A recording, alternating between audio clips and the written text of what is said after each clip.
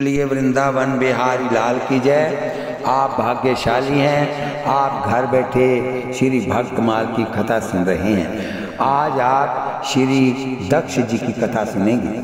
दक्ष जी श्री ब्रह्मा जी के अंगूठे से उत्पन्न हुए। स्वयंभू मनु की कन्या परसुति दक्ष पत्नी हुई। प्रजापति दक्ष ने क्षीर सागर के ऊपर तट पर स्थित होकर देवी जगदम्बिका को पुत्री रूप में प्राप्त करने की इच्छा तथा उसके प्रत्यक्ष दर्शन की कामना से उन्हें हृदय मंदिर में विराजमान करके कठिन तप किया। उनकी सात्विक आराधना से संतुष्ट होकर पराम्बा ने दर्शन देकर पुत्री होने का वचन दिया। साथ ही ये भी कह दिया कि यदि कभी मेरे प्रति तुम्हारा आदर भाव घट जाएगा तब उसी समय मैं अपने शरीर को त्याग कर अपने स्वरूप में लीन हो जाऊंगी। दक्ष ये सोचकर बहुत प्रसन्न रहने लगे कि देवी शिवा मेरी पुत्री होने वाली है। सृष्टि विस्तारार्थ ब्रह्मा जी की आज्ञा से दक्ष प्रजापति ने पंचजन प्रजापति की आसिकनी नाम की कन्या को पत्नी रूप में स्वीकार कर हरे शव संज्ञक 10,000 पुत्र उत्पन्न किए। पिता की आज्ञा से उत्तम सृष्टि के उद्देश्य से वे हरे शव गण नारायण सरोवर पर जाकर तप करने लगे। इन्हें अधिकारी जानकर देव ऋषि नारद ने आत्म तत्व का उपदेश देकर निवृत्ति परायण बना दिया। तत्पश्चात दक्ष ने शव लाशव संज्ञक 1,000 पुत्र उत्पन्न किए, परंतु श्री नारद जी ने उन्हें भी पूर्ववत ही परमार्थ पथिक बना दिया, पथिक बना दिया। आपकी बार दक्ष ने कोपित होकर श्री नारद जी को शाप दे दिया कि आज से तीनों लोकों में विचरते हुए तुम्हारा पैर कहीं स्थिर नहीं रहेगा। नारद जी से भगवान की इच्छा ही मानकर शाप शिरोधार्य कर लिया। श्री दक्ष जी ने परसुति के गर्भ से 24 कन्याएं उत्पन्न करके उन्होंने बड़ी प्रथम 13 कन्या धर्म को ब्याई दी। शेष 11 में से एक अग्नि को, एक शिव को, एक पितृगण को ब्याह दी और अन्य 8 मार्च, अत्रि, अंगीरा, पुल, सत्या, पुलहा, क्रतु, वशिष्ठ, भृगु इन 8 प्रजापतियों को ब्याह दी। परसुति की कन्याओं द्वारा विशाल वंश परंपरा त्रिलोकी में फैल गई। प्रजा की वृद्धि का कार्य जैसा दक्ष द्वारा हुआ ऐसा किसी से ना हुआ। इसलिए ब्रह्मा जी ने इन्हें प्रजापतियों का नायक बना दिया। यथा देखा विधि विचार सब बालक दक्षिण कीन प्रजापति नायक। अति प्राचीन काल में एक बार विश्व लष्टाओं ने एक यज्ञ किया था जिसमें समस्त परम ऋषि देवता मुनि और अग्नि आदि अपने अपने अनुयायियों सहित आकर उपस्थित हुए। जब सूर्य के समान तेजस्वी दक्ष उस समय वहां आए तो दक्ष को देखकर उनके तेज से प्रभावित और गर्षित चित्त होकर श्री शिवजी और ब्रह्मा जी को छोड़कर अन्य सभी देवगण ऋषिगण आदि सदस्य गणों ने अपने आसनों से उठकर सम्मान किया। दक्ष ब्रह्मा जी को प्रणाम कर उनकी आज्ञा पाकर उनके दिए हुए आसन पर बैठ गए। दक्ष ने ये देखकर कि शिवजी आसन पर बैठे ही रहे, उठकर उन्होंने सम्मान नहीं किया और उनके इस व्यवहार से अपना अपमान समझकर क्रूर दृष्टि से उनकी ओर देखा और उस सब महासभा में ही उनको बहुत दुर्वचन कहे और पछताने लगे कि मैंने केवल ब्रह्मा जी के कहने से ही ऐसे पुरुष को अपनी सुंदर साध्वी भोली भाली कन्या दे दी। दुर्वचन कहकर दक्ष ने श्री शिवजी को शाप भी दिया कि देव यज्ञों में इंद्र उपेंद्र आदि देवगणों के साथ ये यज्ञ का भाग न पाए। श्री शिवजी कुछ भी न बोले, शाप देकर अत्यंत क्रुद्ध हो दक्ष सभा से निकलकर अपने स्थान को चले गए। ये जानकर कि दक्ष ने शाप दिया है, नंदीश्वर को बड़ा ही क्रोध हुआ और उन्होंने दक्ष तथा उन ब्राह्मणों को जिन्होंने दक्ष के कुवाक्यों का अनुमोदन किया था गौर प्रतिशाप दिया कि ये दक्ष देहाभिमानी देही को आत्मा समझता है, अविद्या को विद्या जानता है, विषय सुख वासनाओं में आसक्त होकर कर्म कांड में रत रहता है।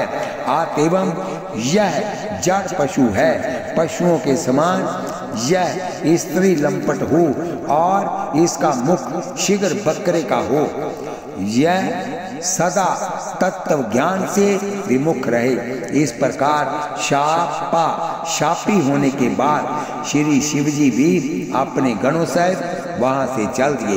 कालांतर में दक्ष ने रुद्र का अपमान करने के लिए ही बृहस्पति सव नामक यज्ञ किया। बोलिए वृंदावन बिहारी लाल की जय। यज्ञ में शिव का अपमान देकर सती ने शरीर त्याग कर दिया। सती तन त्याग सुनकर शिवजी के गणों ने दक्ष का यज्ञ विध्वंस कर दिया। शिवजी का अपमान करने वाले देवताओं तथा सदस्यों को समुचित दंड दिया। गणनायक वीरभद्र ने दक्ष के सिर को मरोड़ कर धड़ से अलग कर यज्ञ की दक्षिणा अग्नि में डाल दिया, मानो इससे होम कुंड की पूर्णहुति की। अंत में यज्ञशाला को जलाकर शंभुगण कैलाश को लौटाए। श्री ब्रह्मा जी की सलाह से सभी देवता ब्रह्मा जी को भी साथ लेकर कैलाश पर जाकर स्तुति प्रार्थना करके भगवान शिव को प्रसन्न किए। बोलिए शिव शंकर भगवान की जय। श्री शिवजी ने कहा, प्रजापते भगवान की माया से मोहित हुए दक्ष जैसे ना समझों के अपराध की ना तो मैं चर्चा करता हूँ और ना याद ही। मैंने तो केवल सावधान करने के लिए ही थोड़ा सा दंड दे दिया है। तत्पश्चात शिवाज्ञा अनुसार दक्ष के धड़ से बकरे का सिर जोड़ दिया गया।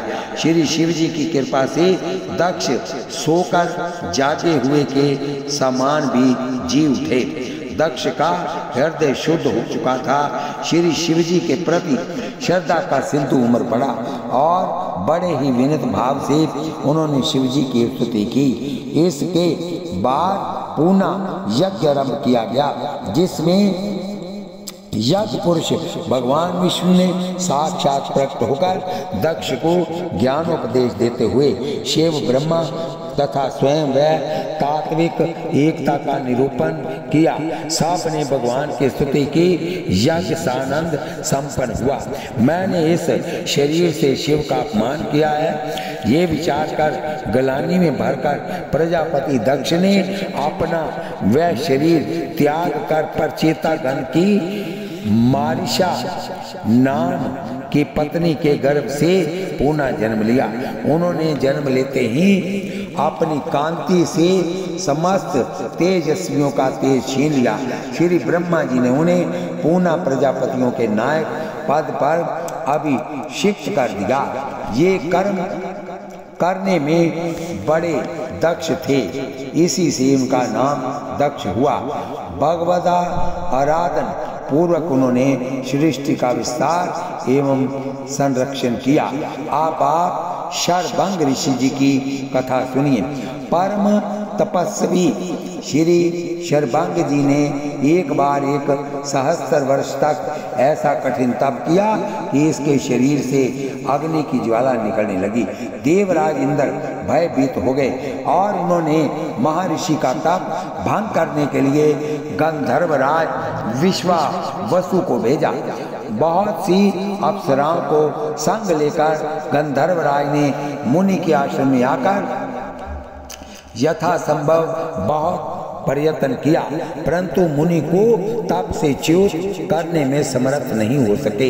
तथा इंद्र ने त्रिभुवन मोहन कामदेव को ये कार्य सौंपा। काम ने भी अपना करोड़ों कलाएं दिखाई, परंतु सब व्यर्थ। तब अंत में पंचबाण ने कुसुम सायक का प्रयोग किया। काम के इस सुमन शर की महिमा वर्णन करते हुए श्री तुलसीदास जी भी लिखते हैं कि सूल पुलिस आस अगमनी हारे तेरति नाथ सुमन सर मारे। परंतु सम्राट शरभंग जी ने अभिमंत्रित करके एक कुश काम की ओर फेंक दिया, जिस उससे काम का शरभंग अर्थात व्यर्थ हो गया।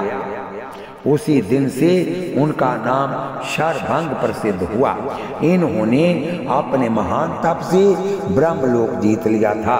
वनवास काल में भगवान श्री राम इनके आश्रम पर भी आए थे। श्रीमद् वाल्मीकि रामायण में वर्णन आता है कि श्री रामचंद्र जी ने शरभंग जी के आश्रम में ये अद्भुत चरित्र देखा कि अपने हरे घोड़े जुते हुए विचित्र रथ पर सवार इंद्र आकाश में दीप्तिमान हैं, देवांगनाओं से सेवित हैं। देवता गंधर्व और बहुत से सिद्ध महर्षि उनकी स्तुति कर रहे थे और वह शरभंग जी से बातचीत कर रहे थे।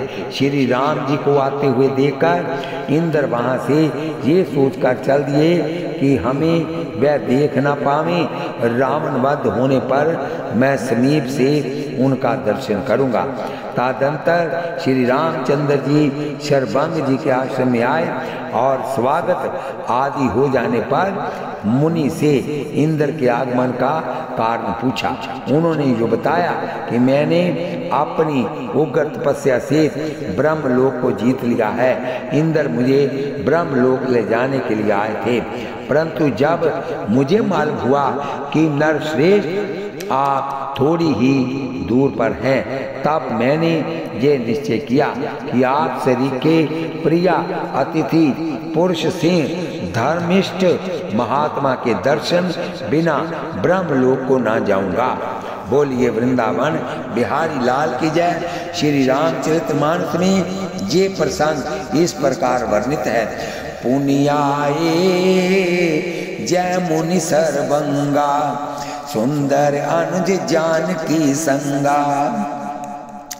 देखी राम मुख पंकज मुनिवर लोचन भृंग, सादर पान करते अति धन्य जन्म सर्वांग। कह मुनि सुनु रघुबीर कृपाला, शंकर मानस राज मराला। जात रहो वीरंची के दामा, श्रवण सुनेऊ वन एही रामा। चितवत पंथ रहेऊ दिन राती, आप प्रभु देखी जुड़ाव निछाती। नाथ सकल साधन मैं हीना, किन्हीं कृपा जानी जन दीना। सो कछु देव न मोहि निहारौ, निजपन राख्यो जन मन चोरा।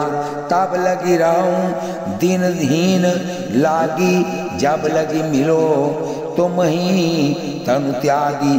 जोग यज्ञ जप तप व्रत कीना, प्रभु कह देह भगवत भक्ति वर्लीना। यही विधि सत रची मुनि सरभंगा, बैठे हृदय छाड़ी सब संगा। सीता अनुज समेत प्रभु नील जलद तनु श्याम मम हिय बसु निरंतर सगन रूप श्री राम सियावर राम जय जय राम। अस्कय जोग अग्नि तंजारा राम कृपा बैकुंठ सिदारा। अब आप आगे श्री संजय जी की कथा सुनेंगे। ये विद्वान गाव लगन नामक सूत के पुत्र थे। धृतराष्ट्र के मंत्री तथा श्री कृष्ण के परम भक्त थे। धर्म के पक्षपाती थे। यही कारण है कि धृतराष्ट्र के मंत्री होकर भी पांडवों से सहानुभूति रखते थे और धृतराष्ट्र एवं धृतराष्ट्र पुत्रों को अधर्म से रोकने के लिए कड़े से कड़े वचन कहने में हिचकते नहीं थे। इन्हें भगवान श्री कृष्ण के स्वरूप का सम्यक ज्ञान था। वह बारंबार धृतराष्ट्र से श्री कृष्ण को भगवान कहकर उनकी उपासना करने का आग्रह करते। इस पर धृतराष्ट्र ने इनसे पूछा कि श्री कृष्ण साक्षात ईश्वर हैं, इस बात को तुमने कैसे जान लिया और मैं उन्हें इस रूप में क्यों नहीं पहचान सका। इनके उत्तर में संजय ने वेद व्यास जी के सामने इस बात को कहा है कि मैं कभी कपट का आश्रय नहीं लेता, मिथ्या धर्म का आचरण नहीं करता तथा ध्यान योग के द्वारा मेरा अंतःकरण शुद्ध हो गया है, इसलिए मुझे श्री कृष्ण के स्वरूप का ज्ञान हो गया है। भगवान वेद व्यास जी ने संजय के इस कथन का समर्थन किया। संजय ने भगवान श्री कृष्ण के नामों की बड़ी सुंदर व्याख्या करके धृतराष्ट्र को सुनाई। इससे संजय के शास्त्र ज्ञान का भी अनुमान होता है। भगवान वेद व्यास जी की कृपा से इन्हें दिव्या दृष्टि प्राप्त थी। ये परोक्ष की बात देखने की कौन कहे, मन में सोची हुई बात को भी जानने में समर्थ थे। इन्होंने धृतराष्ट्र को संपूर्ण महाभारत युद्ध का विवरण सांगोपांग सुनाया। भगवत गीता का उपदेश भी जिस प्रकार श्री कृष्ण ने अर्जुन को दिया वह सब इन्होंने भी अपने कानों से सुना। इतना ही नहीं, देवताओं के लिए भी सुदूरशन भगवान के विश्व रूप तथा चतुर्भुज रूप का दर्शन भी इन्होंने किया। गीता उपदेश तथा भगवत स्वरूप दर्शन की स्मृति में संजय को अलौकिक सुखानुभूति होती। बोलिए वृंदावन बिहारी लाल की जय। महाभारत युद्ध में विजय के संबंध में संजय ने ये घोषणा पूर्वक ही कर दी थी। संजय का सिद्धांत यहाँ सत्य धर्म ईश्वर विरोधी कार्य करने से लज्जा और हृदय की सरलता होती है, वहीं श्री कृष्ण रहते हैं और जहाँ श्री कृष्ण रहते हैं वही निसंदेह विजय है। आप कथा सुनेंगे श्री शमिक ऋषि जी। परम तपस्वी शमिक जी वन में गौओं के रहने के स्थान में बैठते थे और गौओं का दूध पीते समय बछड़ों के मुख से जो फेन निकलता था उसी को पीकर निरंतर तप में निरत रहते थे। ये परम शांत दांत तिथिक्षु क्षमाशील संत थे। वन में शिकार खेलने के लिए गए हुए राजा परीक्षित भूख प्यास से व्याकुल होकर इनके आश्रम में आए, परंतु मौन व्रत लेकर समाधि में स्थित होने के कारण ऋषि द्वारा राजा का समुचित सत्कार न हुआ। अतः हत विवेक राजा परीक्षित ने मुनि की स्थिति को बिना समझे ईर्ष्या और क्रोध के वशीभूत हो धनुष की कोर से ऋषि के गले में मृतक सर्प को डालकर घर चले आए। जब ऋषि कुमार श्रृंगी को ये पता चला तो राजा के व्यवहार से क्षुभित होकर उसने शाप दे दिया कि आज से 7वें दिन राजा परीक्षित को तक्षक नाग डस लेगा। जिस समय ब्रह्म ऋषि शमी को ये सब मालूम हुआ तो उन्होंने पुत्र का अभिनंदन नहीं किया। उनकी दृष्टि में परीक्षित शाप के योग्य नहीं थे। उन्होंने कहा, मूर्ख बालक, तूने थोड़ी सी गलती के लिए इतना बड़ा शाप देकर बहुत बड़ा अपराध किया। मुझे भगवत स्वरूप राजा को साधारण मनुष्यों के समान नहीं समझना चाहिए। तुझे राजा ईश्वर का अंश होता है।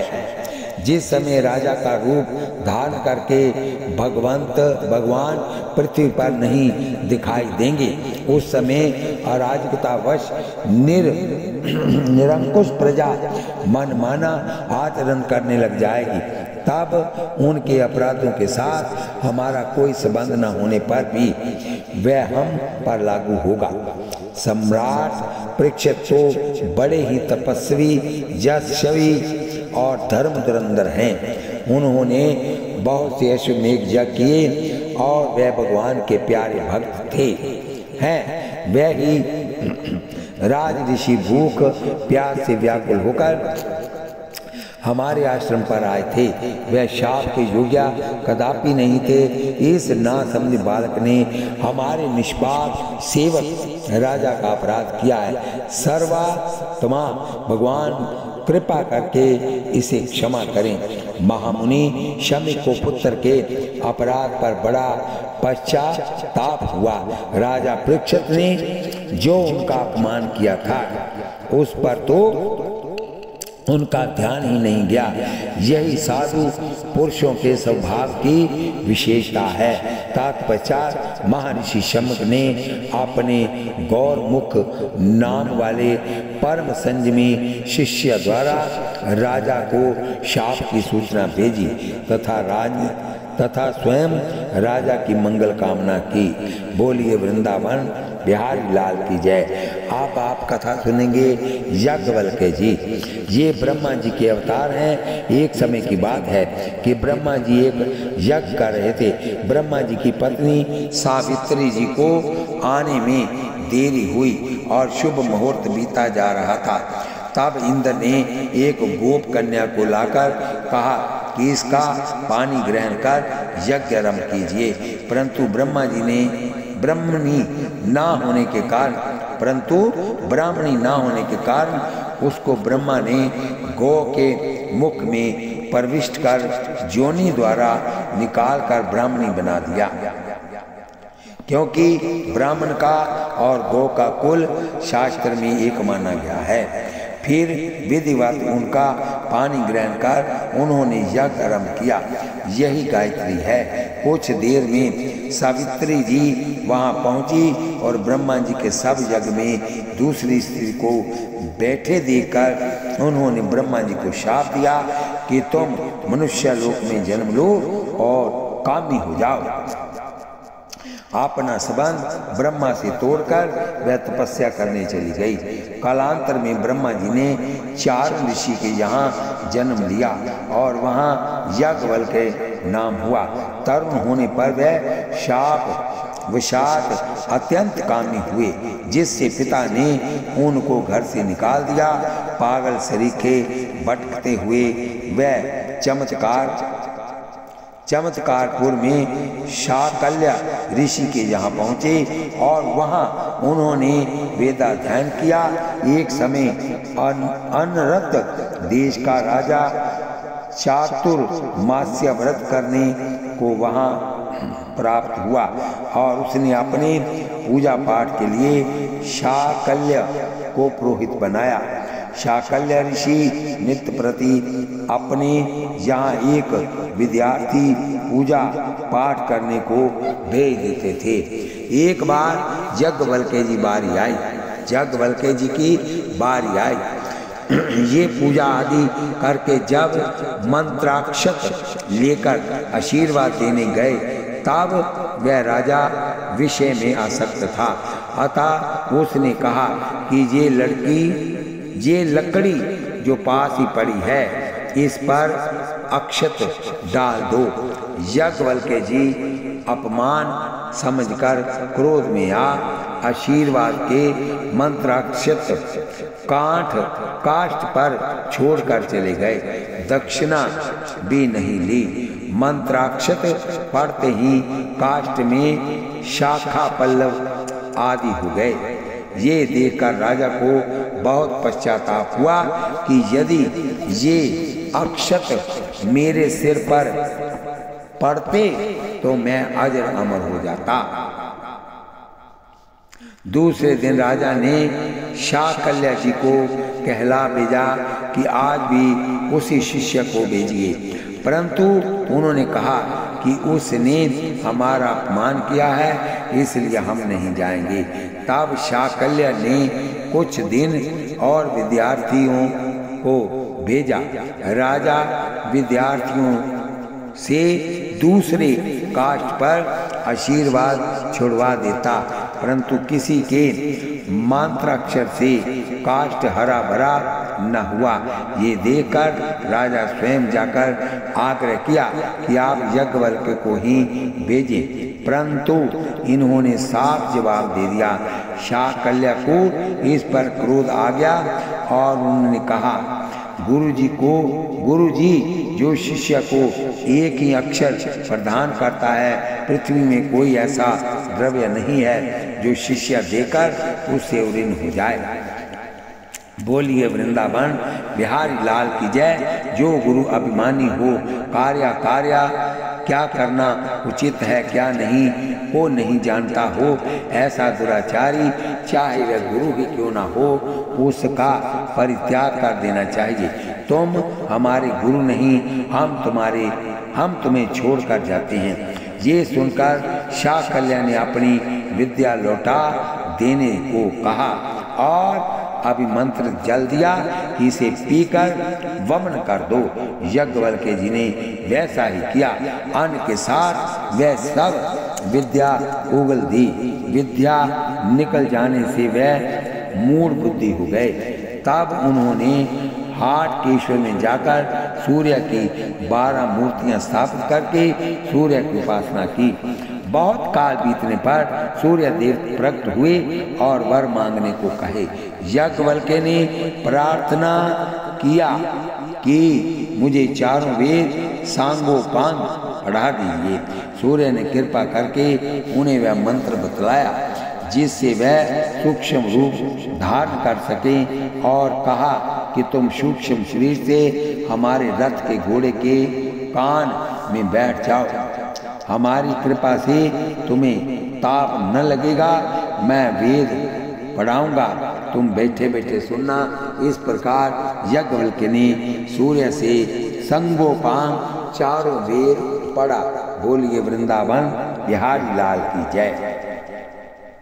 श्रीमद् भागवत में इनकी कथा इस प्रकार है।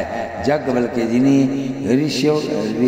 ऋग वेद सहित वाष्कल मुनि से और वाष्कल ने पैल से सुनी, पैल ने व्यास जी से पढ़ी थी। इसी प्रकार यजुर्वेद संहिता व्यास जी ने अपने शिष्या वैशम्पायन जी से कही। वैशम्पायन जी से याज्ञवल्क्य ने पढ़ी थी। एक बार वैशम्पायन जी को ब्रह्म हत्या लगी। हत्या लगने का प्रसंग इस प्रकार से है कि एक बार समस्त ऋषियों ने किसी विषय के संबंध में विचार करने के लिए सुमेरु पर्वत पर एक सभा करने का निश्चय किया। उसमें यह नियम किया कि जो ऋषि उस सभा में सम्मिलित नहीं होगा उसको 7 दिन के लिए ब्रह्म हत्या लगी। उस दिन वैशम्पायन जी के पिता का श्राद्ध था, इसलिए वे अपनी नित्य क्रिया के लिए अंधेरे ही में उठकर स्नान को जाने लगे तो एक बालक पर उनका पैर पड़ा और वह मर गया। इस बाल हत्या के शोक से वह सभा में न जा सके। इस प्रकार एक तो इन्हें बाल हत्या लगी, दूसरे ब्रह्म हत्या। इन्हीं दोनों हत्याओं के निवारणार्थ वैशंपायन जी ने अपने सब शिष्यों से प्रायश्चित करने को कहा। तब उनके शिष्य चक्रवदवर्यु ने हत्या दूर करने वाले व्रत का आचरण किया। बोलिए वृंदावन बिहारी लाल की जय। उस समय याज्ञवल्क्य जी ने गुरु वैशंपायन से कहा, भगवान ये चार का वर्यु ब्राह्मण तो बहुत ही थोड़ी शक्ति रखते हैं, इनके व्रत पालन से लाभ ही कितना है। मैं अकेला ही अपने प्रायश्चित के लिए बहुत ही कठिन तप करूंगा। यह सुनकर वैशंपायन जी रुष्ट होकर बोले, मुझे ब्राह्मणों का अपमान करने वाले ऐसे शिष्य से कोई प्रयोजन नहीं है। तुमने अब तक मुझसे जो कुछ अध्ययन किया है उसका शीघ्र से शीघ्र त्याग कर दो और यहाँ से शीघ्र चले जाओ। याज्ञवल्क्य जी ने उसको वमन कर दिया और वहां से चल दिए। उस वमन रूप से पढ़े हुए यजुर्वेद के अत्यंत सुरम्य मंत्रों को देखकर अन्यान्य मुनियों ने लोलुपतावश तीतर का रूप धारण कर ग्रहण कर लिया। तीतर रूप इसलिए धारण कर लिए कि ब्राह्मण रूप से वमन को कैसे निगलेंगे।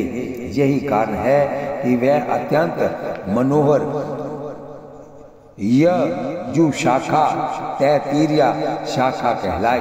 तत्पश्चात याज्ञवल्क्य ने वैशंपायन भी जिनको न जानते हो ऐसे यजु श्रुतियों की प्राप्ति के लिए सूर्य भगवान की आराधना की। इनकी उपासना से प्रसन्न होकर भगवान सूर्य ने अश्व रूप धारण कर उनकी कामना अनुसार ने वैसा ही ययुः श्रुतियां प्रदान की, जिससे याज्ञवल्क्य जी ने 15 शाखाओं की रचना की। वही वाजस्नेय शाखा के नाम से प्रसिद्ध है।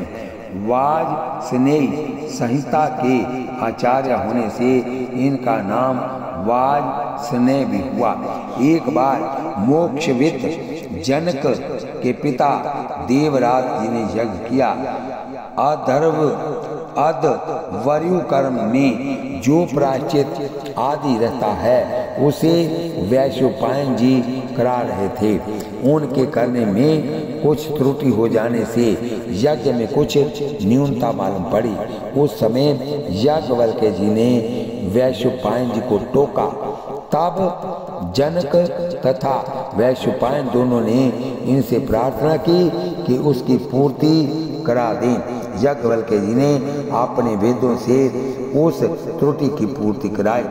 यज्ञ समाप्त होने पर देवराज जी ने ये वैशंपायन को दक्षिणा दी। तब याज्ञवल्क्य जी ने उसका विरोध किया और कहा कि ये सब दक्षिणा हमको मिलनी चाहिए, ना कि वैशंपायन को, क्योंकि यज्ञ की पूर्ति तो हमने अपने वेदों से कराई है। अंत में महर्षि देवल ने वह दक्षिणा दोनों में आदि बंटवा दी। याज्ञवल्क्य जी ने उनके कहने से स्वीकार कर लिया। बोलिए वृंदावन बिहारी लाल की जय। एक बार देवराज जी के पुत्र मोक्षविद राजा जनक ने ब्रह्मनिष्ठ ऋषियों का समाज एकत्र किया और 1,000 गौओं को समंग कृत कर यह प्रतिज्ञा की कि जो ऋषि ब्रह्मनिष्ठ हो वह हमारे प्रश्नों का उत्तर दे और इन गांवों को ले जाए। सब ऋषि सोचने लगे कि ब्रह्मनिष्ठ तो हम सभी हैं तथा दूसरों का अपमान करके हम में से कोई एक इन गायों को कैसे ले जाए। इतने में याज्ञवल्क्य जी आए और उन्होंने ये कहते हुए कि मैं ब्रह्मनिष्ठ हूँ, अपने शिष्यों को आज्ञा दी कि इन गौओं को आश्रम पर ले जाओ, मैं इनके प्रश्नों का उत्तर दूंगा। इस पर अन्य सब ब्रह्मनिष्ठ ऋषि बिगड़ गए। तब उन्होंने सबको परास्त किया। राजा जनक याज्ञवल्क्य जी के शिष्य हो गए। श्री तुलसीदास ने भी इन्हें परम विवेकी कहा तथा सूर्य भगवान के समस्त वेद ज्ञान प्राप्त होने के बाद लोग आपसे बड़े उत्कट प्रश्न किया करते हैं। आपने सूर्य भगवान से शिकायत की, तब उन्होंने वर दिया कि जो कोई मुझसे अति प्रश्न करेगा तथा तुमसे वाद विवाद करके तुम्हारे निश्चित किए यथार्थ सिद्धांत पर भी वितंडा वाद करेगा, उसका सर फट जाएगा। वर्णन आया है कि शार्कल्य ऋषि ने याज्ञवल्क्य जी का उपहास किया तो उनका सिर फट गया था। तभी से सब लोग इनसे प्रश्न करने से डरने लगे। इन्होंने श्री काकभुसुंडी जी से श्री रामतीर्थ द्वारा श्रवण किया है और महर्षि भरद्वाज को सुनाया है। बोलिए वृंदावन बिहारी लाल की जय। तेहि सन जाग बलिक पुनि पावा, तीन पुनि भरद्वाज प्रति गावा। बोलिए वृंदावन बिहारी लाल की जय। बोलिए जुगल सरकार की जय। इस कथा को हम यहीं पर विश्राम देते हैं। कल फिर कथा होगी। आप भाग्यशाली हैं, आप भक्तमाल घर बैठे सुनते हैं। कथा सुनते सुनते आप हाथ में माला लीजिए, जीवा से नाम जपिए, आँखों से दर्शन करिए, कानों से कथा सुनिए। एक पंथ चार काज हो गए। बोलिए वृंदावन बिहारी लाल की जय। बोलिए जुगल सरकार की जय। कथा सुनते वक्त आपको ज़्यादा समय नहीं लगेगा। इसको सब्सक्राइब, लाइक, शेयर कीजिए। शेयर की हुई कथा आपकी यहाँ तक जाएगी। जो लोग सुनेंगे उसका आधा फल आपको प्राप्त होगा। बोलिए वृंदावन बिहारी लाल की जय। सब्सक्राइब और लाइक एक बार ही होता है। बोलिए वृंदावन बिहारी लाल की जय। शेयर आप जितनी बार मर्जी करें। बोलिए वृंदावन बिहारी लाल की जय।